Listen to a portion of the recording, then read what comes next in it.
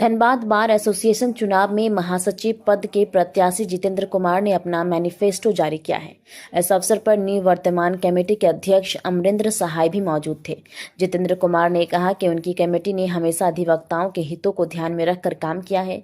उन्होंने बताया कि पूर्व के कार्यकाल में किए गए वादों को पूरा करने का प्रयास किया गया, जिसका परिणाम अधिवक्ताओं के लिए बेहतर सुविधाओं के रूप सामने आया है। जितेंद्र कुमार ने उदाहरण देते हुए कहा कि पहले अधिवक्ता झोपड़ी में बैठते थे, लेकिन अब वहां शेड और पंखे लगाए गए हैं। यह उनकी कमेटी के काम करने की क्षमता का प्रमाण है। भ्रष्टाचार के आरोपों पर प्रतिक्रिया देते हुए जितेंद्र कुमार ने कहा कि उनकी कमेटी पर लगाए गए किसी भी आरोप को साबित नहीं किया जा सकता है। उन्होंने विश्वास जताया है कि अधिवक्ता इस बार भी विकास और कार्य के आधार पर सही निर्णय लेंगे और उन्हें फिर से चुनेंगे।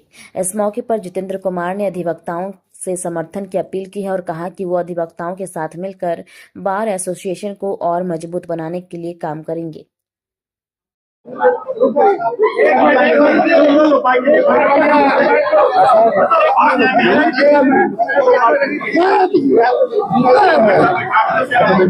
देखिए, सबसे पहले तो मैं खुल करके बताता हूँ, दिल की बात बताता हूँ कि बार एसोसिएशन की 5 तल्ला बिल्डिंग की अचीवमेंट तो मेरे दिल के करीब है ही, लेकिन उससे ज्यादा मेरे दिल के करीब ये सेड एसडीओ कोर्ट कैंपस का है।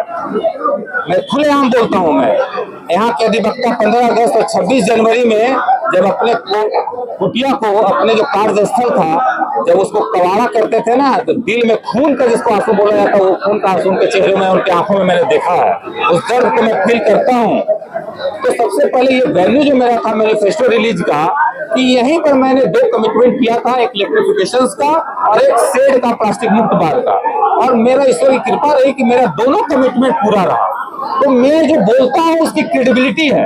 ये एसडीओ कोर्ट कैंपस का जो शेड है और यहाँ जो बिजली और पंखा जो देख रहे हैं ना, वो इस बात का प्रमाण है कि जितेंद्र यदि कुछ बोलता है तो उसे करने का पूरा प्रयास करता है और कर करके दिखाता है। तो इस मैनिफेस्टो में मैंने बहुत बड़ी बड़ी बातें नहीं की। बहुत बड़ी बड़ी बातें कैंडिडेट्स लोग आ रहे हैं, बहुत बड़ी बड़ी बातें कर रहे हैं, और वो लोग पहले कुछ भी नहीं दिए, अब नई नई बातें कर रहे हैं। तो अधिवक्ता समुदाय क्योंकि डबल ग्रेजुएट है, मुझे लगता है कि उन लोग उनके विजडम को अंडररेट कर रहे हैं। आप समझिए, अधिवक्ता समुदाय डबल ग्रेजुएट है, उसके विजडम पर वो डाउट कर रहे हैं। उनको लग रहा है कि रोड की राजनीति है, जैसे एमपी एमएलए का इलेक्शन में बड़ी बड़ी वादे कर दे और वोट लेकर करके 5 साल सोए रहे। वो अधिवक्ता समुदाय है साहब, यही रहते हैं लोग। आपसे सवाल करेंगे, आपको जवाब देना होगा। तो मैंने सबसे मुख्य बात जो मैं बताऊंगा कि अधूरा कार्य जो है उसका निर्माण करेंगे। बिल्डिंग जो है मेरा, उसमें एक बड़ा खूबसूरत ऑडिटोरियम बनेगा, एक वातानुकूलित सेंट्रलाइज एसी के साथ एक बहुत अच्छी लाइब्रेरी बनेगी। ये मेरी मेन फोकस में रहेगा। जहाँ तक इस एसडीओ कोर्ट कैंपस का बात है, जैसे मैंने बांके बिहारी हॉल और अम्बेडकर हॉल को फेंसिंग करा करके मैंने लाइन देने का काम किया, पंखा देने का काम किया, तो मैं यहाँ भी फेंसिंग कराऊंगा, समतलीकरण कराऊंगा, टेबुल कुर्सी पंखा अपने बार के फंड से देने का कार्य यहाँ का अधिवक्ताओं को।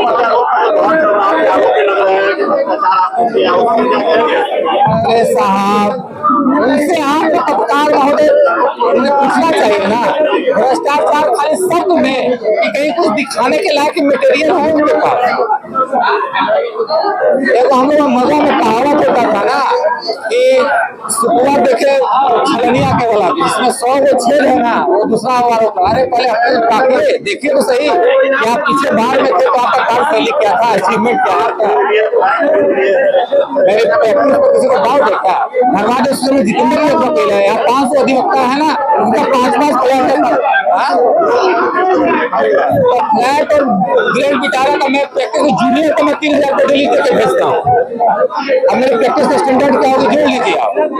आज एक बाहर का पेशकार एक कलर फ्लैट बिल्डिंग में चलता है, तो एक अधिवक्ता की फ्लैट बिल्डिंग, यहाँ का अधिवक्ता को खुश होना चाहिए, उनको तो आशीर्वाद देना चाहिए कि जितेंद्र का प्रैक्टिस इतना बढ़िया हो कि मर्सिडीज ऑडी में चले। यहाँ का वकील जो है मर्सिडीज ऑडी में घूमे,